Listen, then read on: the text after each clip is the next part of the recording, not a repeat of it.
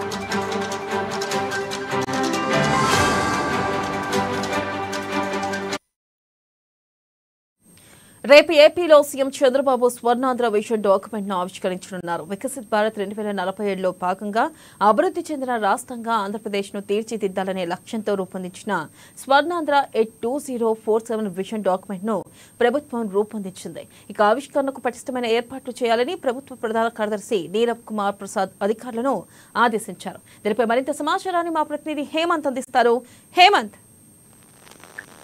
ఏదైతే విజయవాడ ఇందిరాగాంధీ స్టేడియంలో రేపు విజన్ 2047 విజన్ డాక్యుమెంట్ అయితే రిలీజ్ చేయబోతున్నారు. దీనికి సంబంధించి ఎక్కడైతే విజయవాడ ఇందిరాగాంధీ మున్సిపల్ స్టేడియంలో అయితే ఏర్పాట్లను అయితే చేస్తున్నారు. ఏదైతే ఈ దేశవ్యాప్తంగా వృద్ధి రేటు మందగమనంలో ఉందనేసి రాష్ట్ర ప్రభుత్వం నిన్న జరిగిన సమావేశంలో అయితే పేర్కొంది. దీనికి తగ్గట్టుగానే రాష్ట్రంలో కూడా ఆర్థిక సంవత్సరం తొలి 2 త్రైమాసికాల్లో వృద్ధి రేటు కొంతమేర తగ్గిందనేసి నిన్న చెప్పడం జరిగింది. అయితే ఈ స్వర్ణాంధ్ర విజన్ 2047 ఏదైతే ఉందో దీంతో వృద్ధి రేటుకు జలసత్వాలు తీసుకురావచ్చు, అది అందిపుచ్చుకునేలా ఈ కార్యాచరణ అయితే విజన్ డాక్యుమెంట్ అయితే ప్లాన్ చేయడం జరిగింది. దీనికి సంబంధించి 2047 నాటికి రాష్ట్రాన్ని అన్ని రంగాల్లో నంబర్ 1గా తీర్చిదిద్దేందుకు ప్రత్యేకంగా 10 సూత్రాలతో ఒక విజన్ అయితే ఏర్పాటు చేయడం జరిగింది. ఏటా 15% వృద్ధి సాధ్యపడుతోందనేసి ఈ ఏదైతే విజన్ డాక్యుమెంట్ తో ఈ వృద్ధి 15%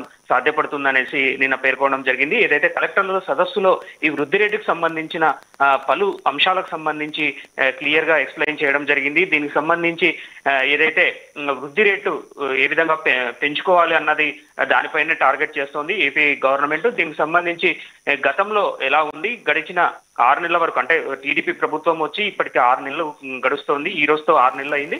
సో ఈ రానున్న రోజుల్లో ఈ వృద్ధి రేటును పెంచుకునేందుకు టార్గెట్ గా ఈ మొత్తం మీద అయితే ఈ రాష్ట్ర ప్రభుత్వం అయితే కసరత్తు చేస్తోంది. ఏటా 15% కంటే ఎక్కువ వృద్ధి రేటు సాధించే లక్ష్యంగా 10 సూత్రాలతో ఈ స్వర్ణాంధ్ర విజన్ 2047 రూపొందించినట్లుగా ప్రభుత్వం అయితే చెప్పడం జరుగుతోంది. ప్రతి జిల్లాకు 5 ఏళ్ల విజన్ కార్యాచరణ ప్రణాళిక, అలాగే సమ్మిళిత వృద్ధిని వేగవంతం చేసే విధంగా ప్రాజెక్టులు రూపకల్పన, అలాగే మిగతా ఏవైతే జిల్లా స్థాయిలో విజన్ మేనేజ్మెంట్ యూనిట్ ఏర్పాటు చేసేందుకైతే కసరత్తు చేస్తోంది. అలాగే ఏదైతే ఉపాధి కల్పన, నైపుణ్యాభివృద్ధి, నీటి సంరక్షణ, అలాగే వ్యవసాయ రంగం బలోపేతం, మెరుగైన రవాణా, చౌక ధరలకు ఇంధనం, ఇలాంటి ఏవైతే ఉన్నాయో దీనికి సంబంధించి మొత్తం ఈ 10 సూత్రాలకు అనుగుణంగా కార్యాచరణ అయితే రూపొందించేందుకైతే ప్రభుత్వం అయితే మొత్తం మీద కసరత్తు అయితే చేస్తోంది.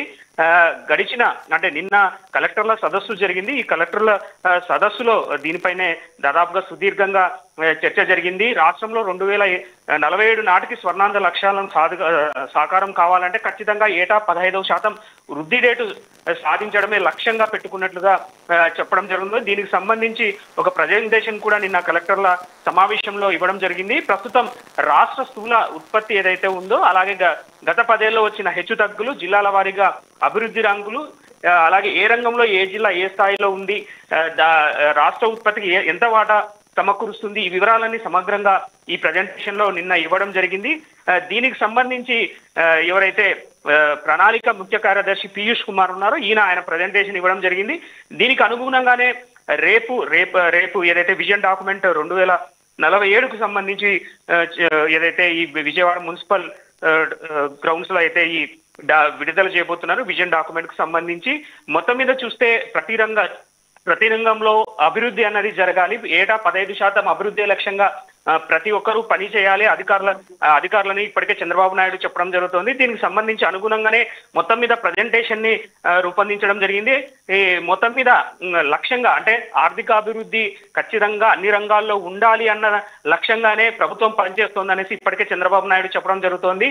ఏదైతే ఆయన తన డ్రీమ్ ప్రాజెక్ట్ గా చెప్పుకునేది అంటే 2047 విజన్ సంబంధించి ఏదైతే ఉందో ఆయన మొదటి నుంచి అంటే ఆయన ప్రమాణ స్వీకారం చేసిన అనంతరం మొదటి నుంచి ఆయన చెప్తున్నది ఒకటే, 2047 లక్ష్యంగా పనిచేయాలి అధికారులు.